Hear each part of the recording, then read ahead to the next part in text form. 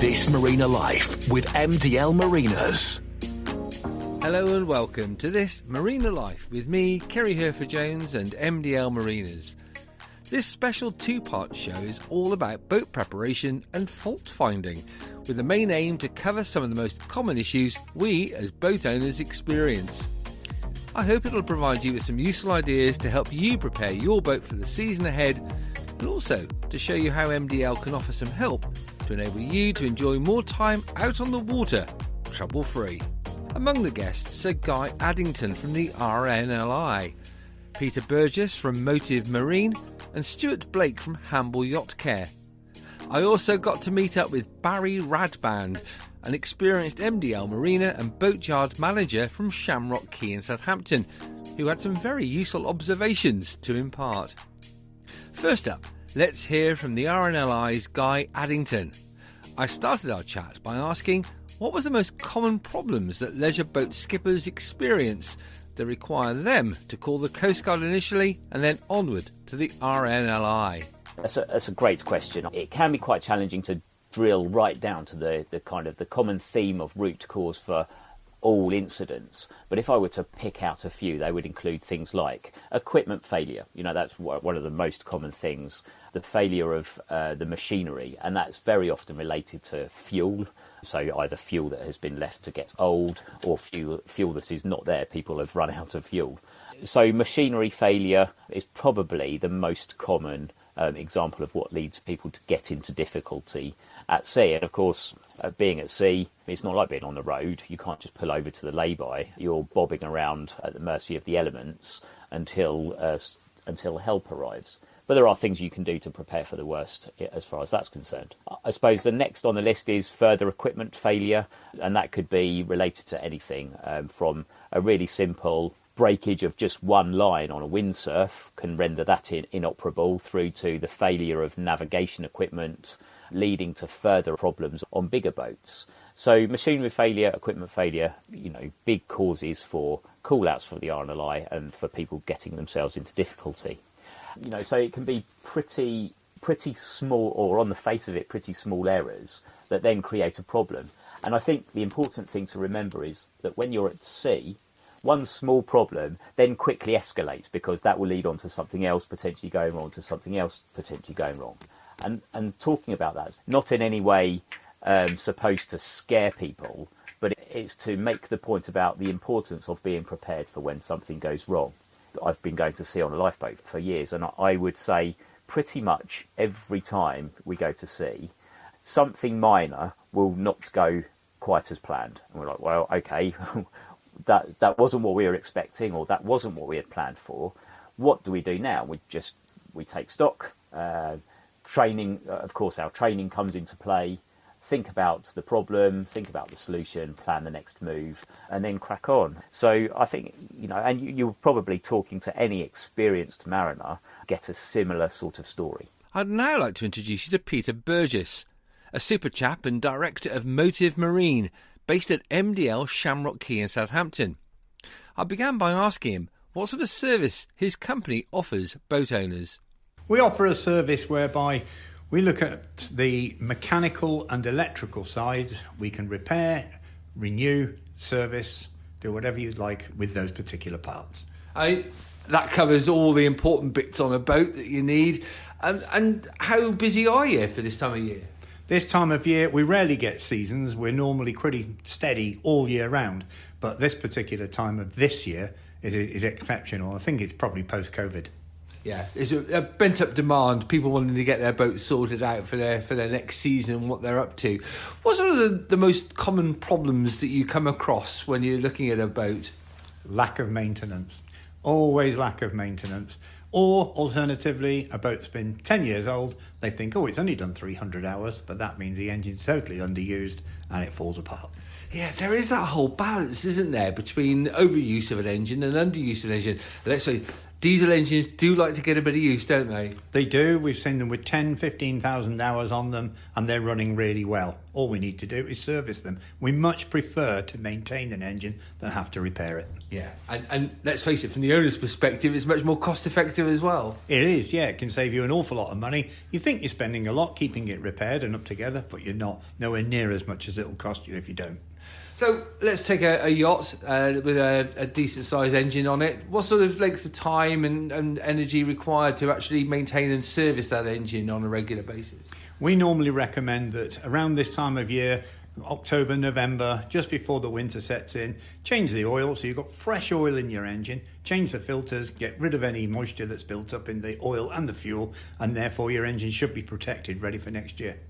There's all sorts of things you can do now today that you couldn't do 5, 10, 15, 20 years ago. I'm thinking now in terms of actual analysis of oils and things. That's opened up a whole new set of conversations to have with boat owners, hasn't it? It has, yeah. Certainly on bigger engines, it's much more advisable. If you've got a huge engine, you get the oil sampled and checked, and they can tell you if there's any impurities in it or if anything's going wrong with your engine in advance, so you can take advantage and do premature repair. Yeah, speaking personally, you looked at our engine, you tested the oil, discovered a bit of water in it, looked like our head gasket might be going. Prevention better than cure in that case. Definitely, you can get hold of it in the bud before it does any serious damage. And people maintaining their boats on a regular basis, coming down to their boats, running the engine up. Do you recommend turning over at a reasonable speed, perhaps putting it in gear? What's your thoughts about regular updates on the boat? At least once a month, you should have somebody, if you can't get there yourself, get somebody else to do it for you. Start your engine, run it up to temperature, preferably in gear, check your mooring lines first. When it's in gear, it's under load, and just put it into forward, put it into reverse at least once a month. That'll keep the engine happy. I like the thought there about actually making sure you were moored up to the dock quite adequately. Absolutely, yeah. We don't want to be taking the dock down the Solent. It'd be quite embarrassing to do that. So when you're looking to actually offer services to boat owners, you're talking through with them. I mean, you want people to just chat with you really and just say these are the kind of issues I've got or the kind of things I'd like to try and prevent. Well, this happens a lot of the time, and in fact, and this isn't meant to be in any way a problem with boat owners, but we find that a much larger proportion these days are actually savvy about their boat and understand what we're talking about, which is great, because that means that we're making sense and we're talking from the same hymn book. And there's also that issue about booking in with someone like yourself, recognising that, as you said earlier, you're quite busy. Lead-in time, I mean, people want it all doing quite quickly, but they've got to think about you can't do it all. You're right, we can't do it all at the same time, so therefore we try and email people a good 2 to 3 months before anything's expected to be done for that particular type of year and keep our regular customers up to date with what's going on. Recently, instead, we've not just emailed, we've increased our presence on social media as well. So that way we can reach other boat owners in case they're not being reminded by the people they're with. Yeah, it's a good point. And let's face it, we all try and maintain some sort of maintenance schedule. We do try, Peter, but life gets in the way. It does get in the way. Next thing is the boat suffering, and then people start shouting at us in, I don't know, let's think, March, April, and then they wonder why. Just imagine leaving your Ford Fiesta on a beach in November and coming to expect it to try and start in March, April. Well, that's when they start shouting at us. Electricals, we've got to talk a little bit about that, obviously, in the overall scheme of things. Probably one of the biggest areas. I would imagine people coming out of the boats in the quay, nothing happens. Well, the difference between a boat and a car is you get electrolysis in a boat. You've got seawater all round that allows the electricity to move in very small doses from dissimilar metals and that sort of thing. But don't forget, there might be very small doses, but they're happening 24 hours a day, 7 days a week, 365 days a year, and that is 3 times the norm. And so therefore everybody should take care about what happens with the electrics and the metal parts of your boat. So therefore make sure your engine, if it's going rusty, you repair, treat that, restore it, and all the electrical connections are looked after as well. Grease on your battery terminals, make sure you take them apart and remake them, put them back together again. Just makes life happier for the boat. Yeah, and well, happy for your pocket, hopefully, as well. But there is that issue. There is that point about if you're winterising your engine or you have winterised your engine, it is disconnecting the batteries if you can. Yes, there's a phenomenon. You take your batteries off and leave them on a cold concrete floor for the winter, you'll come back and they're ruined. But if they're in a boat and you want to leave them in the boat, leave a heater on board. It's so simple. And then if you don't leave a heater on board and you're leaving it for the winter, you have to take all of the precautions. You have to drain down the water, the raw water, all that sort of stuff. But if you want to use your boat for the winter, put some biodegradable antifreeze in the components that use seawater, and therefore when you start it up, it flushes the water out and you can go. But in the meantime, if you do want to use your boat in the winter, as more people prefer to, just make sure it's well looked after and you've got a heater on board. Any other issues? What are, again, common problems you come across? Mainly electronics. But if you get a simple diesel engine that's got no electronics, electrics, different thing. Electronics, they're starting to go wrong on a regular basis. And also the fact that the manufacturers are using automotive engines more and more. You take a Yanmar cover off these days off a new Yanmar engine and you're looking at a BMW diesel, this is. So therefore, they need to be looked after a lot more carefully than the older stuff. The older stuff is a lot more forgiving. And if you'll forgive me for saying, the older stuff's a lot more reliable. So therefore, yes, the more modern stuff needs a lot more attention than the older. But just give it the same amount of tender, loving care as you normally would. And if you can't do it yourself, you need at least somebody like us in once a year, people who know what they're doing, to guide you and to make sure we can see stuff that you probably wouldn't. We can see something beginning to happen. Preventive maintenance, that's all it is. So, busy season coming up. Do you get out on the water yourself at all? Occasionally, when the opportunity extends itself, mainly in customers' boats for sea trial and that sort of stuff, really. I mean, I do have a boat of my own, but the chances to use it these days are very infrequent. But I'm a fair weather boater, unfortunately, so therefore, I just prefer to use it in the summer. Well, I just hope it's well maintained, Peter. Yeah. Well, yeah, we try to as well. My next guest is Stuart Blake from Hamble Yacht Care, based at Mdl's Mercury Yacht Harbour. I asked him to give me a short overview of his business's aims and structure before we got stuck into the world of antifoul and hull protection. Effectively, we are a sort of a global yacht maintenance firm locally, in that we do all of the maintenance, upkeep and engineering involved in the sailing boats and motorboats in our marina here, really. The lift out ashore work, the winter works, obviously, and the relaunching. And that is fundamentally it. We have access to all of the best riggers and other contractors that need certification, and we do the general works in-house ourselves. And how did you end up running a business such as that? A very long story. I've always been involved in boats. I've lived on boats several times. I was working in a similar boatyard over in Hable Island.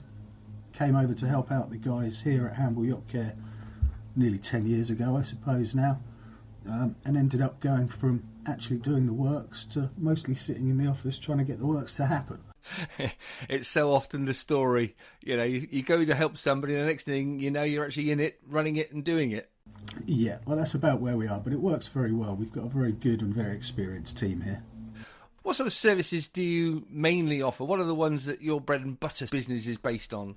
Well, fundamentally this time of year, the majority of people are looking to come ashore for their winterisation and annual antifouling, seacocks and that sort of work, which keeps us very busy from now until relaunch time.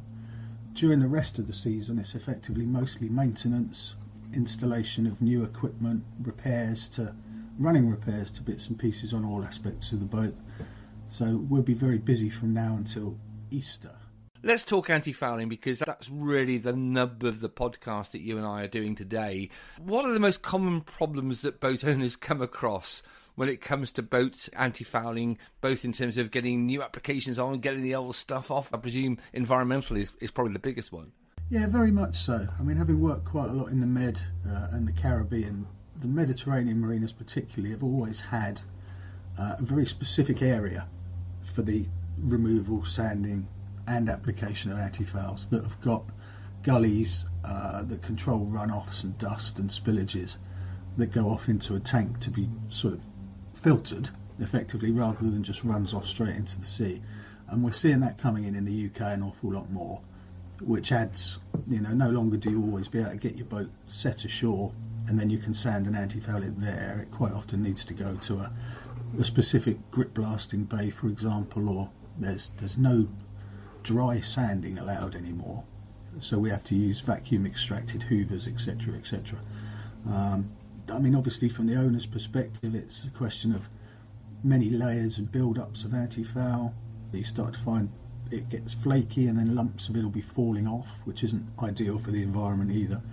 You try and overcoat that, obviously, and it'll peel more of the overcoated previous applications off, and that leads you to either hand scraping the hull, traditional antifoul of course, and that has to be done in a specific yard area, or with tarpaulins to collect all the discarded antifoul, or it has to go into an area for media blasting effectively.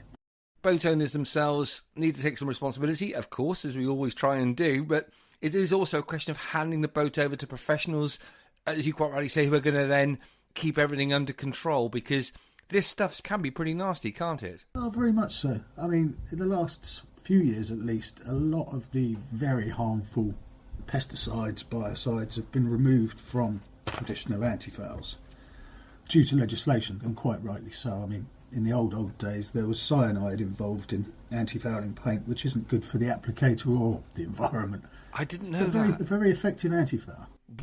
Goodness, well, yes, not so good for you. Yeah, they've banned TBT, that was 2008 or something, and that was the start of it. I can't pronounce what that is, but that's a long chemical name.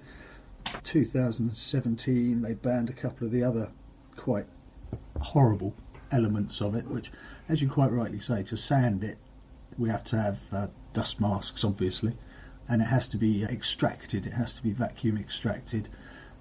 Equally, the application, it's not stuff you want to get in your mouth or in your eyes.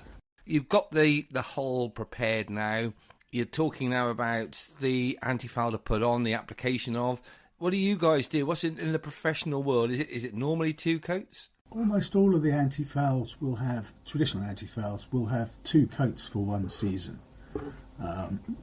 Traditionally, the boat will be sanded in preparation, and if you've got any bare GRP showing at that point, or even if it's sanded right back to, or blasted to GRP, it'll need a primer coat, and then we'll apply 2 coats of antifoul. From then on, you'll get to the end of season 1, it will have eroded an element of coat 2, and then that's basically sanded in preparation for the next season's 2 coats. So 1 coat will effectively probably erode over the course of a season, and then the existing paint on the boat will be sanded, primed if necessary, and then 2 coats applied again. And then you don't get a build-up of antifoul that will cause the flaking and antifoul paint to actually just fall off in lumps in the ocean. Let's also talk then a little bit about options, because there seems to be emerging options available on the marketplace now. Coppercoat's, of course, been around for a long, long time, but there's also some sonic solutions potentially in the offering. What's your experience? We've had limited dealings with the ultrasonic antifouls, and they're traditionally on, from my experience, on the bigger motor cruisers, due to the cost and the fact that they don't want to get them lifted quite as often if possible. They seem to normally be concentrated around the stern gear. So you'll have emitters basically in the hull that are just effectively pinging ultrasonics into the surrounding water around the hull to theoretically disperse any foul. I mean, I don't know personally how effective they are, and it's not something that we get on many of the cruising boats and sailing boats at this point. But Coppercoat is still very much in vogue. There's not many drawbacks to Coppercoat other than the initial cost and the difficulties in application. We still recommend it, definitely. Any other options? Many options. There are vinyl wraps that can go underneath the waterline, which can be effective but can equally be prone to peeling off. Some small race boats will have a silicone vinyl basically covering the hull. There are PTFE based antifouls, and there are actual liquid silicone based antifouls on the market now, which have actually been around for up to 20 years. As you say, you're seeing all different varieties coming at you in your professional capacity. What do you use?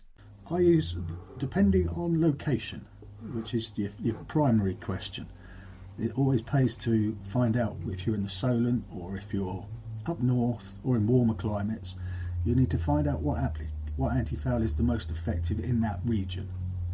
And a lot of tests are done about that. International Paints, for example, do sort of 10-year tests in different areas.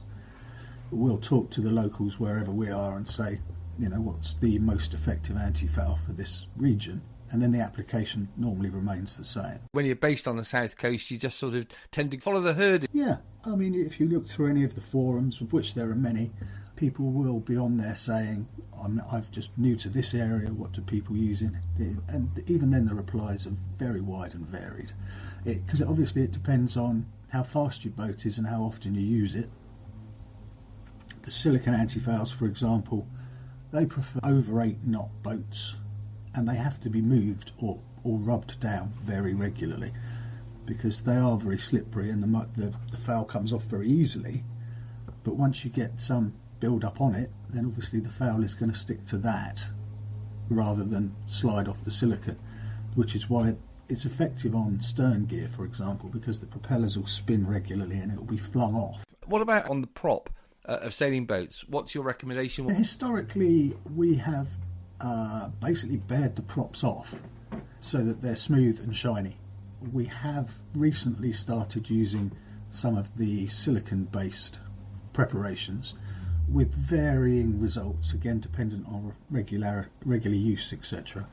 But there are also lanolin-based products where you can warm up the metal of the propeller and then paint on the lanolin-based product, which gives it effectively a sort of a soaked-in grease coating, which is more effective than not doing that. But equally, depending on use of the boat, how often these propellers are spun, you have varying effectiveness effectively. Every boat, every configuration, every usage requires you to think about the individual, not just one size fits all. That is very true. That's very true. And we've had fortunate enough to have owners who have been open-minded to trying different things over seasons. And of course that isn't a one-size-fits-all scenario either. Some are motorboats and some are sailing boats. And some are regularly used and some aren't. We have some customers in the marina who don't get to the boat regularly. So as a company we go down and start the engines up and run the stern gear fairly regularly for them. Not going as far as taking the boats out, but there's a fair amount of tidal movement here, which helps to at least have a bit of water flow over the hull. If you're in somewhere that's particularly stagnant, obviously the foul will take hold quicker. And if people want to get some advice, just have a general chat with you, you're happy for people to just call and have a natter? Yeah, very much so. I mean, I would say at this point nobody is particularly an expert in as far as experience is all you can offer. And the more modern traditional antifouls now haven't got the same properties that they would have 3-5 years ago due to the different chemical makeups. They remove some banned substances and try and find replacements that are just as effective. So you might have been using international paints for 20 years and now you find in the same location on the same boat it's not as effective for you, for example. Is there anything boat owners can do to help keep things a bit more balanced when it comes to not pulling out the water and perhaps just keeping the top line a little clearer? Every little helps is what we say. There are very few places now that you can get a reasonably priced lift and wash off. And also the old example of being able to have a diver down in the marina to give the bottom a scrub has become far less cost effective because the rules have changed in marinas for commercial divers now. So you need a 3-man team and it'll cost you upwards the similar money as a lift and a blast off.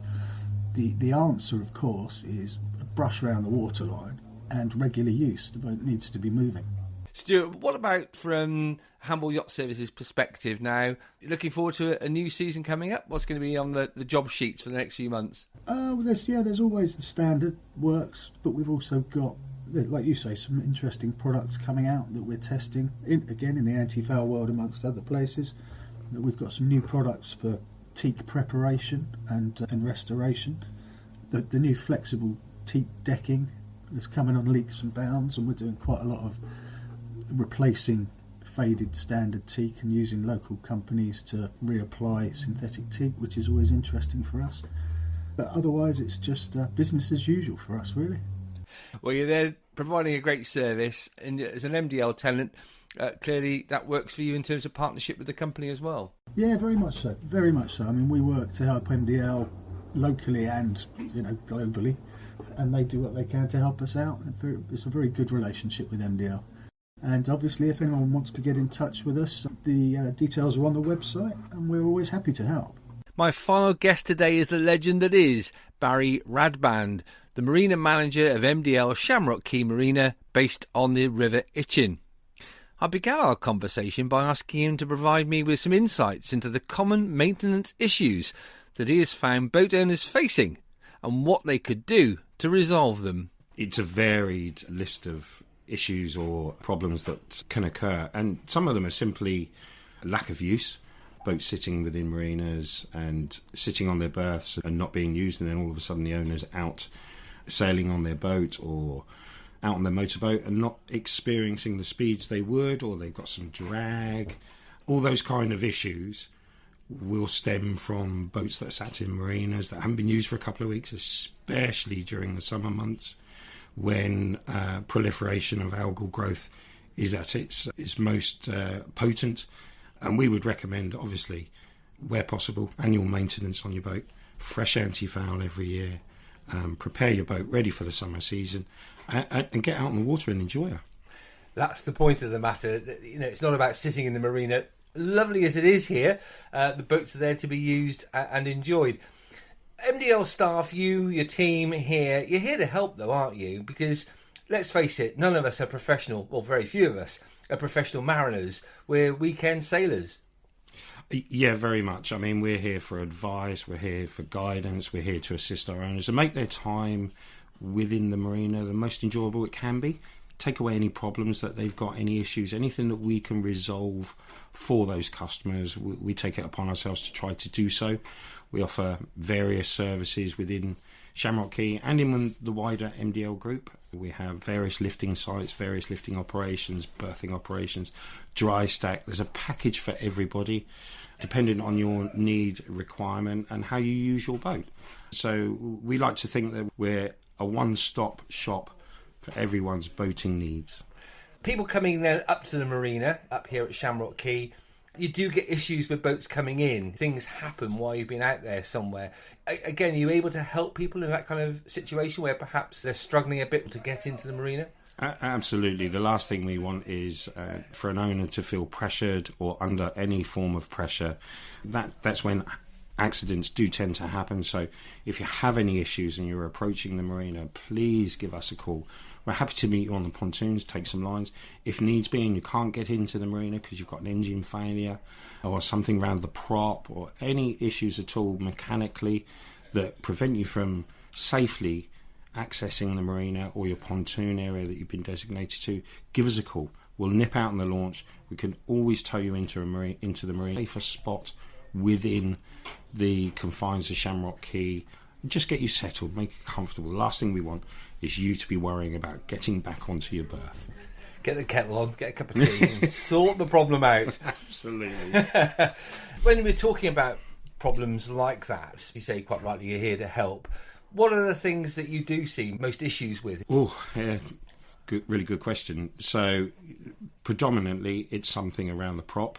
You've picked up something in Southampton water out in the Solent there somewhere. Your prop is fouled. We also see engine issues where they've been poorly maintained or not maintained regularly. You start the engine up, you manoeuvre from your berth, you go out into the Solent, your diesel starts slopping around in your tanks, and then before you know it, you've got an engine that's not running smoothly, an engine issue. Those are the main problems that we see. Very few issues regarding sales or anything like that. It is generally something around the prop or some damage that's sustained which is causing the boat not to handle as you would normally expect it to do. Mechanical issues, the bane of our lives.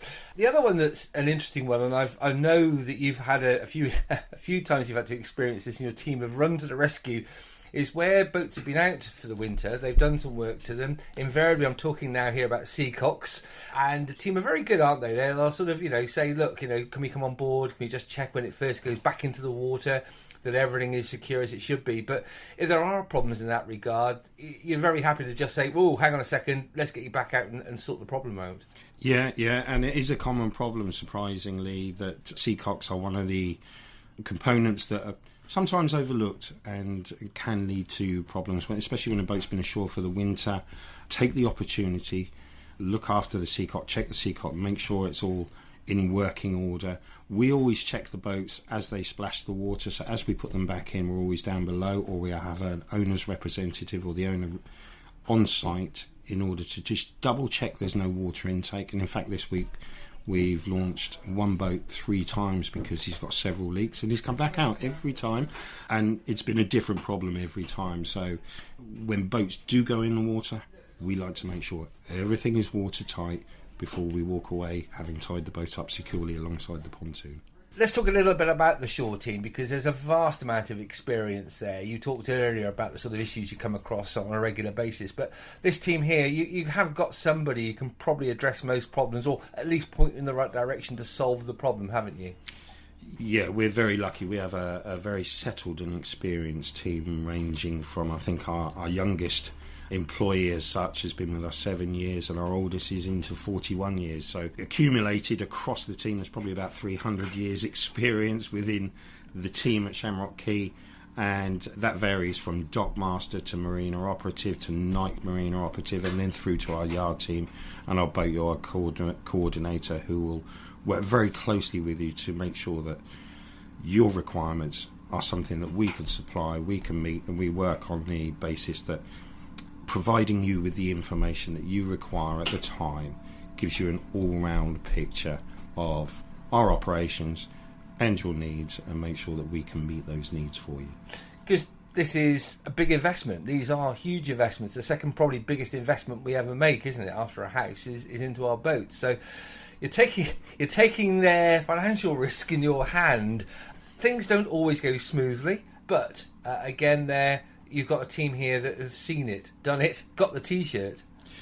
Absolutely. If there's anything that can occur to a boat, it's probably occurred at some point, and one of my team will have experienced it. So generally speaking, there's not much in my time at Shamrock Key, which now is 12 years, that I can say I've never come across, I've never seen, one of my team has never seen.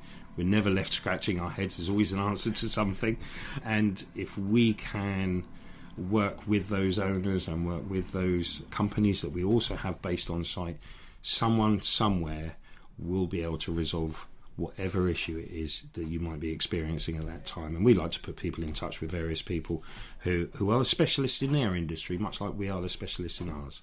So you had a couple of points, a couple of things you'd recommend to every boat owner to consider. What those sage words of advice be? Take a note of the season. So if you are coming out of the water over the winter months, drain down your water tanks, stow all your gear as best as possible. Because when the boat is ashore, removal of head sails, high windage items. If you can imagine a boat sitting in a cradle, the last thing you want is it buffeting in any strong storm winds that we might get.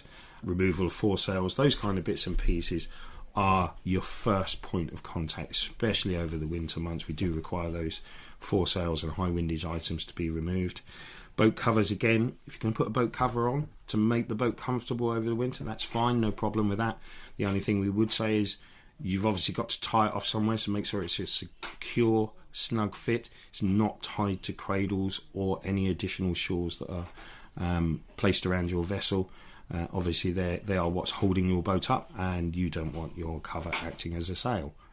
And again, you would then start to look at all of your maintenance items that you would be considering through the winter. So your engine service, that's the reliable piece of kit. We can, even on a sailing boat, you still need to motor in and out. Engine service, antifreeze, flush throughs, sea cocks, dehumidifiers. Placing dehumidifiers on boats over the winter months just keeps the damp level down. We all know what it's like. You come outside in the morning and you can see the condensation on your breath. That condensation will be in your boat, and over a very quick time, with a dehumidifier on board, you can absorb that condensation, drain it out through your sink and out through your water outlet. Heaters, we would recommend some form of heating on your boat. If you're worried about your engine areas or your internal areas, set them to a frost thermostat so they come on just above that. That's all that's really required. But it's really looking at the season, looking at what you're going to do with your boat, during its time ashore, getting her ready for the season start, making sure that you've got peace of mind when your boat goes back in the water. You've done everything you possibly can to enjoy many hours on the water trouble-free. Barry, looking forward to a new season? Yes, I am, oddly enough. Every year is always exciting. We like to do whatever we can for our berth holders to make their time enjoyable, take away the stresses and strains, ensure that everybody's enjoying their time. So 2024 looks like it's going to be a really good year. We're very positive towards activity levels. The summer we've just had has not been the best of summers, so fingers crossed we will have a lovely summer. We all enjoy time on the water, and we all relish those enjoyable days that we have an opportunity to get out on our boats and enjoy them safely. As always, a huge thank you to all my guests for giving up their time. I hope you found their advice useful. For more information on those featured in this episode, just follow the links on the show notes. And don't forget to visit MDL's website to book a service, repair or any guidance you may need for your boat. Look out for the second part in this 2-part special of This Marina Life with MDL. The perfect berth for you and your boat.